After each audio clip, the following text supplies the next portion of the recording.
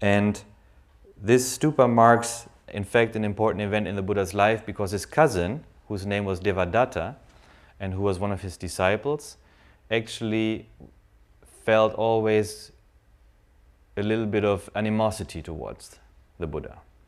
Because actually what he thought was that his own qualities were more than the qualities of the Buddha, and he actually thought he could do a better job at leading the community.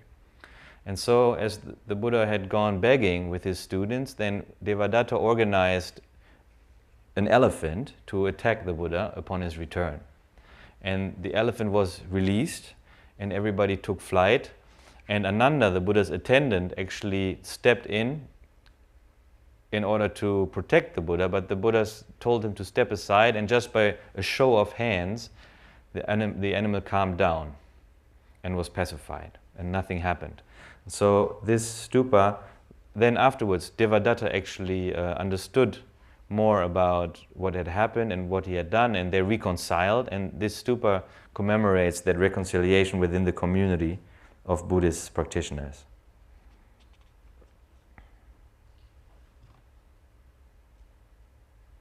So today, actually, this stupa is often built around the world to pacify a discord, yeah?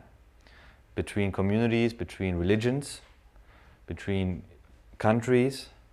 It's a very popular stupa, especially in our time.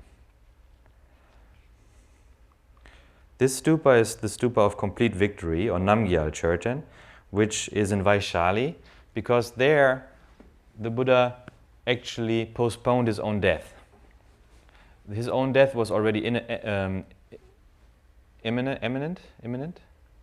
And excuse me, I just got back from Europe, and I still sometimes have difficulty finding the right words I would like to use.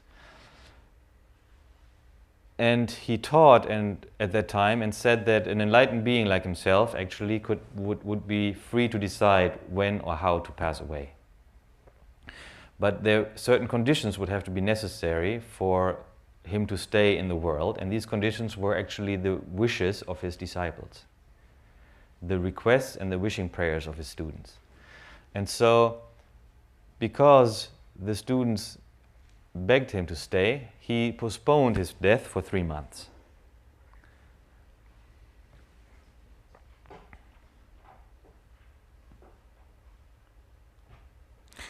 It's also a place known for, it's also a stupa known for an event where monkeys came and actually prepared a place for the Buddha to stay and offered him honey, which was very unusual, and knowing the significance monkeys have in the Indian culture, of course that is why it is commemorated as well. It's also the place where the first women were ordained. The first women to ordain were the Buddha's stepmother, as well as a few other women of the tribe of the Shakyas, who had actually requested over a long period of time, again and again, the Buddha to ordain them. He was hesitant at first because of the cultural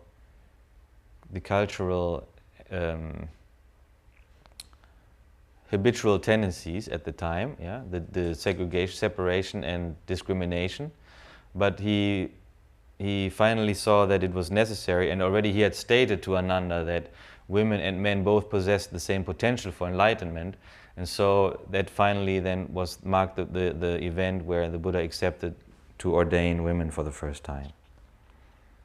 Today, of course, there's still many countries in the world where women cannot ordain, but luckily there are also many countries where they can.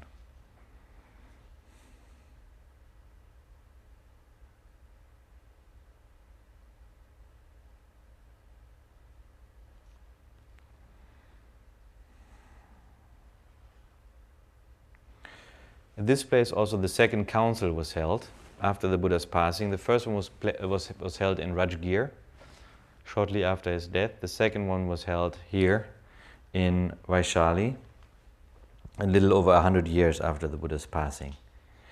These councils, actually, they also had another effect on the Sangha, because the different viewpoints developed. At the time of the Buddha already, the Buddha himself said, my teaching is just one teaching, but after I pass away, 18 schools will develop out of this teaching, and even though they all disagree, none will be wrong.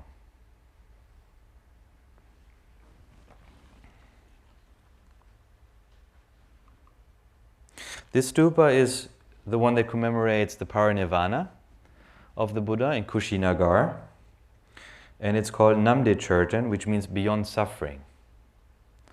And in fact, there was a young smith by the name of Kanda who offered the Buddha a meal made out of food which was no longer any good, which had turned.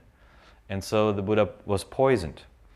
And Kanda felt terribly guilty about it, but the Buddha said that the reason why all of this took place was because there was some karma between them that had to be purified in this way, and that there was no hard feelings and nothing to be regretted, but everything was according as it should have been. And the Buddha also gave his last teaching there, which was, all phenomena are transitory. Strive for liberation with great diligence. Transitory means that they come about based on causes and conditions, which are constantly changing and which are impermanent. And so one should not get stuck in one's progress, because whatever the situation that we experience right now, it is only temporary and it is nothing to rely on, as it will come to pass.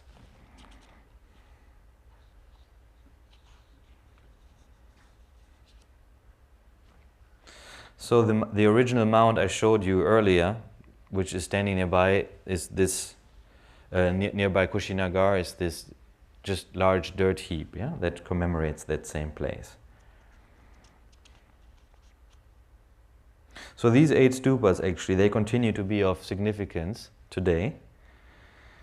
And they also show how the stupa changed from just being a mere funerary shrine to a very symbolic and commemorative monument, an object of veneration, actually. Here we have a picture that shows you the dimensions of the stupas as they are being built in the tradition where I come from, the Karmakagi school. And it shows the different segments and the dimension.